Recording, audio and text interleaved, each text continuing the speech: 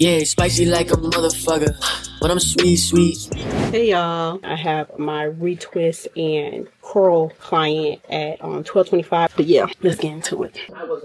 Hey y'all, welcome to my channel and welcome to day 3 of Vlogtober, or Loctober as we're calling it. If you're new here, my name is Deanna, but you can call me Clutch. I'm your go-to Loctician YouTuber that comes into the clutch for all things Locks business content. If you're new here, be sure to hype this video, like, comment, and subscribe.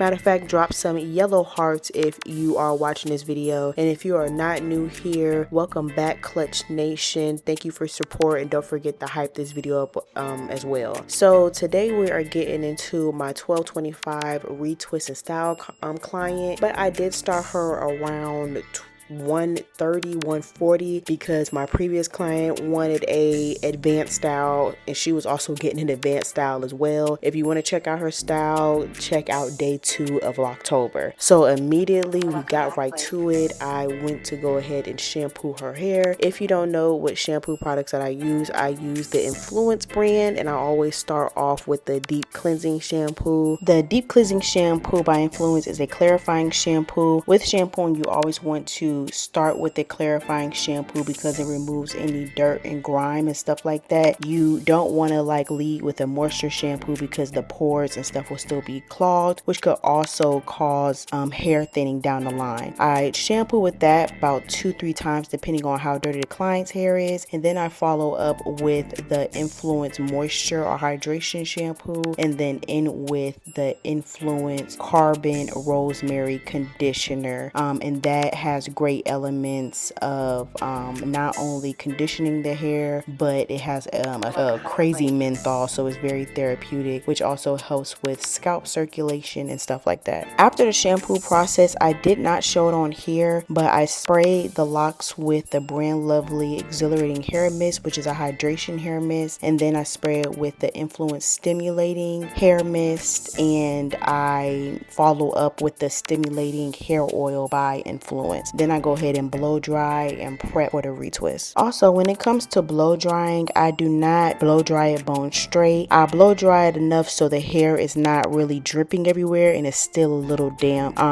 You don't want to retwist or do maintenance on dry hair, in my opinion. I also make sure not to blow dry the roots necessarily, just more so along the lock shaft, because the lock shaft takes long to dry and for anyone. And then when I put it in a ponytail, I go ahead and blow dry the ends so they're not dripping or anything. Then we're going to start with the retwist. As you guys know, I use a rat tail comb for my retwist. Well, you might be new here, so I use a rat tail comb for my retwist. It gives me more hand control and I feel like I could feel the retwist a little bit better. I am the type to put my comb down when I retwist. Others can keep it in their hand, but for me, I'd rather put it down. The lock gel that I use today is the Influence Lock and Twist gel. They have multiple gels on their line, but I like this one the best because it melts with the hair really well. It does hold its firmness even though the gel is more kind of oil based, but it melts so well in the hair. I've talked about my retwist process before, but if you do not know it or you missed the last couple videos, I start from right to left, and then I use the middle part of my rat tail comb to do my long part across to clean up that area of the locks. And then when I do each individual lock, I clean up in between each lock. Then I comb down to smooth out the roots a little bit, once or twice, not excessively. Then I comb twist and then palm roll to reduce the frizz.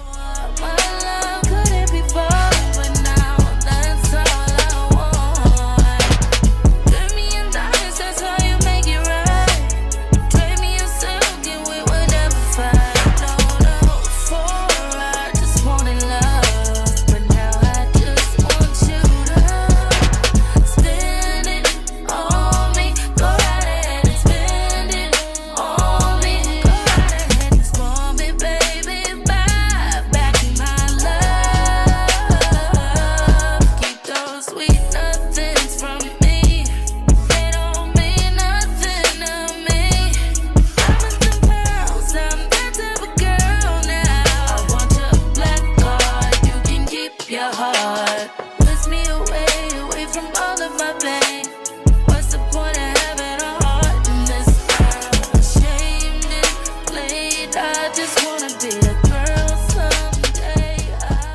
Now we're at the top. When we're in this section of the head, this is where I'm going to ask the client if they want a side or middle part. She decided to go with a middle part because she was getting pipe cleaner curls, and if you want to see her install for pipe cleaner curls, that was in my day 2 Loctober video, so definitely check that out. But I want y'all to pay attention to these roots. You see how they're just so thick, you haven't seen a thin spot or bald spot in sight. This is what a healthy set of locks look like. You also don't see a lot of straggly hair out the locks. If you do see that, that's probably going to be more along her edges, if that. So with lock retwisting, there is a common misconception that if you get your hair retwisted or maintenance too much, that it will cause thinning. Well, this client specifically, she comes in every 4 to 6 weeks to get her hair retwisted. Now, I won't say that lock maintenance or getting lock maintenance too much does not cause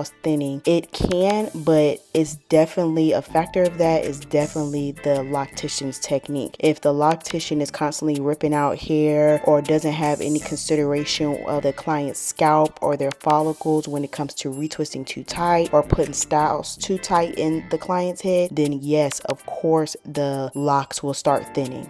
But that does not mean that the thinning is coming from getting maintenance too much. So I want to make sure that we're not generalizing when locks will start thinning. Another reason locks will start thinning as well is if the client is not taking care of their hair. So I've seen more thinning come from not getting maintenance and waiting too long in between maintenance, not shampooing properly, not separating the roots when they're together, not taking out styles when they need to be taken out and leaving them in too long. Those are some of the reasons why I've seen locks thin. I haven't encountered, at least with clients whose locks I've started, that have remained on a 4 to 6 week schedule for retwist. Their hair is not thinning over here. Going back to the Loctician's technique, another thing that could contribute to thinning the locks over time is the product usage. So a lot of the products that are out for the lock community, some of them are super heavy and are being used incorrectly, as in using too much of it or putting the product directly on the scalp. When you put the product directly on the scalp like that, it begins to clog the scalp up, which could